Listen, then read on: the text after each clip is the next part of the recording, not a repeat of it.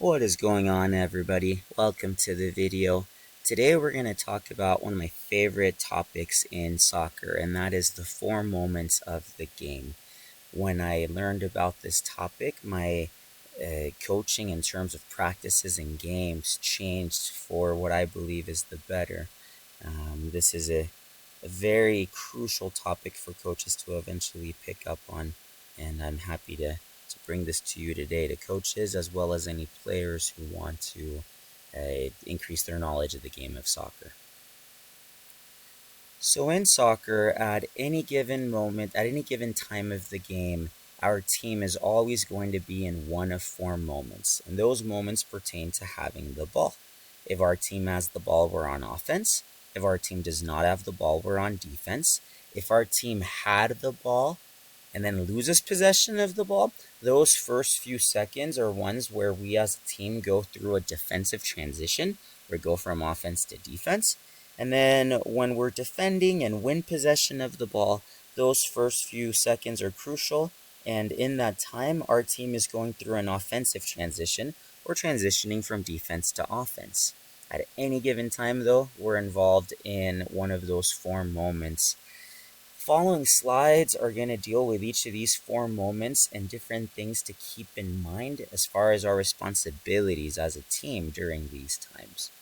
The first one is offense, and this is the one that we want to be involved in the most. We want to be attacking more often than what we're defending in the game of soccer because we want chances at scoring goals and we want to try to win the game. When we're on offense, our main purpose is to create chances and score goals. Scoring more goals than the opposition means we're going to win the game. If we're not in a spot where we can create chances and score, maybe we're not high enough up the field for that, then we need to advance up the ball, up the field, and we want to do so in as much space as possible. If we can avoid going through crowded areas where we have a lot of opponents, then it's going to be easier for us to go further up the field to where then we can create chances and score goals. If we are not able to advance up the field because there's no space available where we're at, then we're going to need to use other parts of the field to keep possession of the ball. So if I can't go forward on the side that I'm in, maybe I need to pass or dribble backwards towards my half or my goal, or maybe even go up the middle if that's where the space is, or to the other side if that's where the space is. But if I can't create a chance because I'm not high enough, and I can't go high enough up the field, then I and the rest of the team, we try to keep possession of the ball anywhere on the field, so where then we can look for space to advance and hopefully create chances and score. So that's the main gist on offense, but there's going to come a point in which we may lose the ball.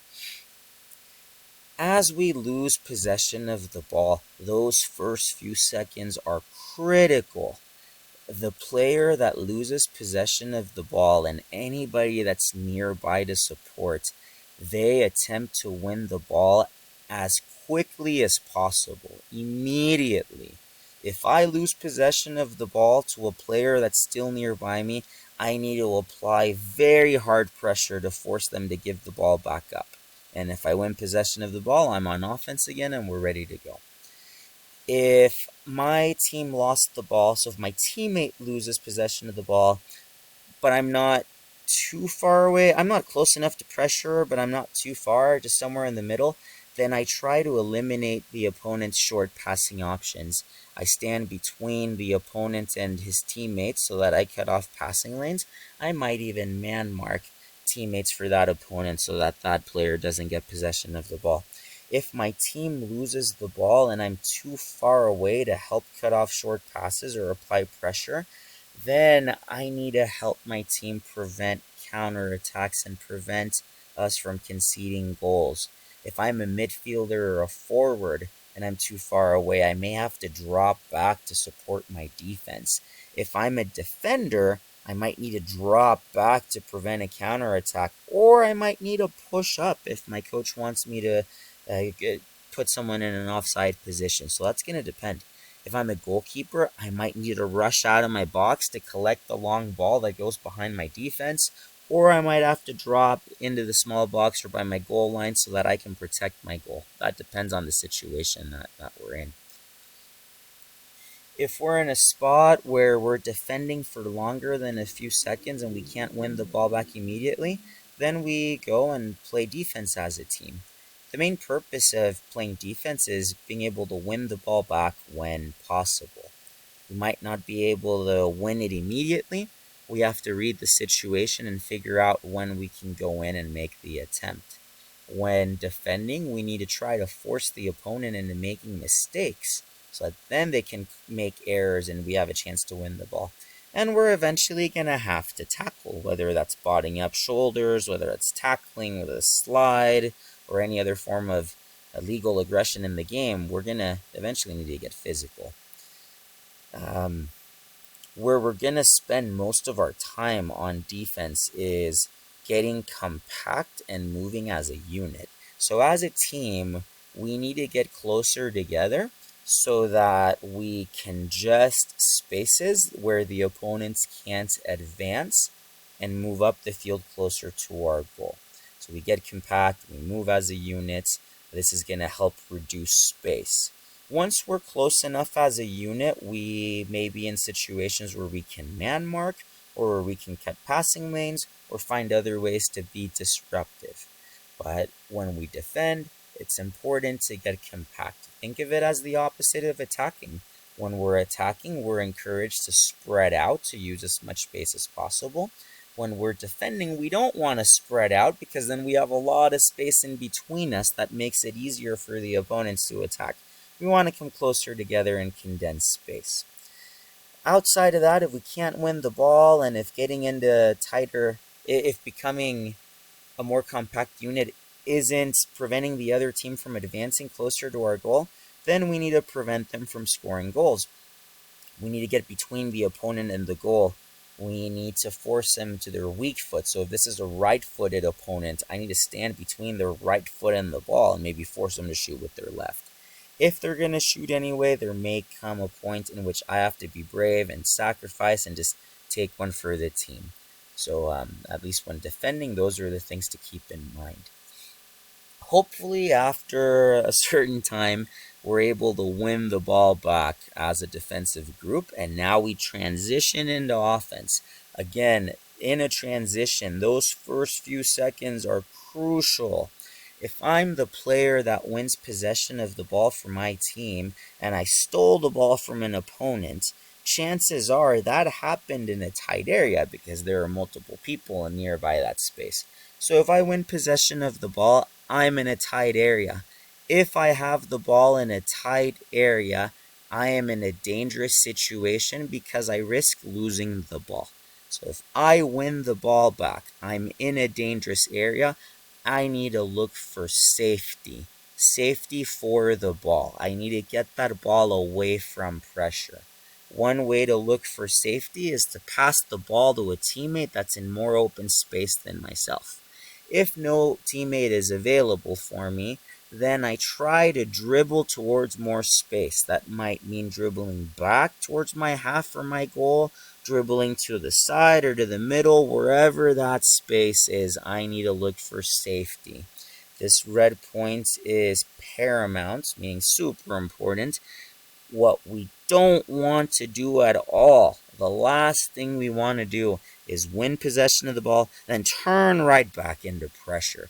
This happens commonly when we're facing up our opponent who's facing towards our goal, and then we steal the ball to where we turn to face our own goal, and then we have our opponent in our back, and somehow for some reason, we tend to turn into our opponent, thinking that because that's the direction that the goal is in, we have to go there, and then we lose possession of the ball. Do not do that. If the opponent earns the ball back after we win it, great, but we don't want to make it easy on them. We want to find safety. If my teammate won possession of the ball and I'm nearby, then I need to make myself available to offer safety for my teammate to pass the ball to. If I get the ball from my teammate and I'm in a lot of space, then I go advance and begin an attack. If when I receive a pass from my teammate that's looking for safety, if my space is now congested, then I have to find safety again, pass to another teammate in more space, or dribble into safety. If my teammate wins possession of the ball and I'm too far away to offer that initial safety support, then I need to think about taking up an attacking position. And this is going to vary with wherever I'm at on the field. If I'm in the back line, I may need to push up. If I'm an outside back or a wing, I may need to get wide. If I'm a center mid or sometimes the 9 playing through the middle, I may need to get into spaces between opponents to receive and go. And, depending, regardless of my position, if we have tactics where the coach asks us to make certain runs, if I'm too far to offer safety for my teammate to get the ball into better space, I now start to make runs so that I can receive some sort of ball or offer some sort of support to better attack. So again, just like in the other moments of the game, there are responsibilities for all players on the field in the offensive transition. That is a lot of information to condense into a brief video. I hope you go back and get a chance to review. But I want to conclude with a quote from a very wise man. This wise man said that soccer is not really 11 on 11. Or if we're playing in a younger age group, it's really not 7 on 7 or whatever those numbers are. Soccer is those players on one team who are focused and active against those players on the other team that are focused and active. And this is huge. If my team is attacking and my goalkeeper and my back four and 2 of my center mids are taking a snooze, I am down 7 players and I'm only attacking with 4. And that's a big problem because if the opponent has a goalie and an active back 4 and an active mid 3, I'm outnumbered.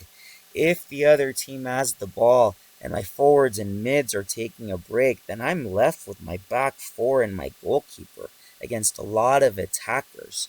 At the end of the day, the more players that we have actively involved in the game, in all 4 moments of the game, the more we have players available, the better off we're going to be. Having more players available will generally allow us to do more as a team, and as a result, it'll give us more opportunities to win games. Doesn't mean we're automatically going to win them because of that, but it goes a long way. Let's develop teams where we can recognize what moment of the game we're in and where our players can remember that they can learn and where they can identify the roles that they have to fulfill in the game at that moment, depending on whatever is going on in the game right then and there. Thank you all again for listening to and following this video. I hope you got a lot of great things out of it. Go ahead and leave comments and smash that like button. I look forward to hear from any of you, and also look forward to sharing more of the things that have helped me become a better coach. Take care. Have a great day.